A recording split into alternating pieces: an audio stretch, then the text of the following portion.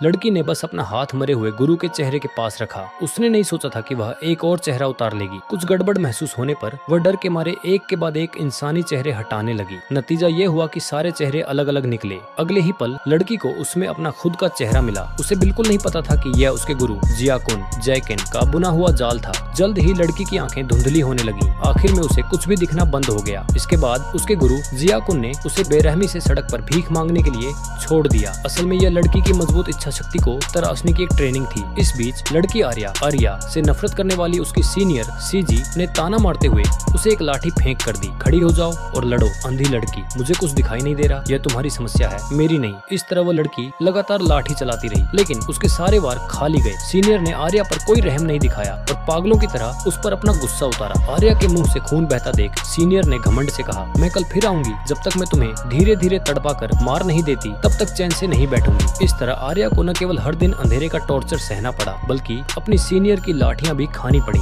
इसके बावजूद उसने हार नहीं मानी, बल्कि उसकी लड़ने की इच्छा और मजबूत हो गई। गंभीर रूप से घायल होने पर भी उसने घुटने नहीं टेके। इस बार जैसे ही आर्या ने लाठी चलाई, उसके गुरु जियाकुन ने उसे पकड़ लिया और आर्या से कहा, अगर तुम अभी अपना नाम बता दो तो तुम्हारी आंखों की रोशनी वापस आ जाएगी और तुम्हें फिर कभी सड़कों पर भटकना नहीं पड़ेगा। लेकिन आर्या ने कहा, मेरा कोई नाम नहीं है, मैं बस एक मामूली इंसान हूँ। जियाकुन यही सुनना चाहता था, क्योंकि एक चेहरा रहित फेसलेस बनने के लिए अपनी असली पहचान भूलनी पड़ती है। इसके बाद गुरु ने आर्या को वापस ले जाने का फैसला किया। इसे यहीं छोड़ दो, ये लड़की अब भिखारी नहीं है। ब्लैक एंड व्हाइट हाउस में वापस आने के बाद भी सीनियर का गुस्सा शांत नहीं हुआ था। इस बार उसने आर्या को जान से मारने का मन बना लिया था। सीनियर के लगातार हमलों के बाद भी आर्या बार बार खड़ी होती रही, जिससे सीनियर हैरान रह गई। उसने नहीं सोचा था कि आर्या पलटवार कर सकती है।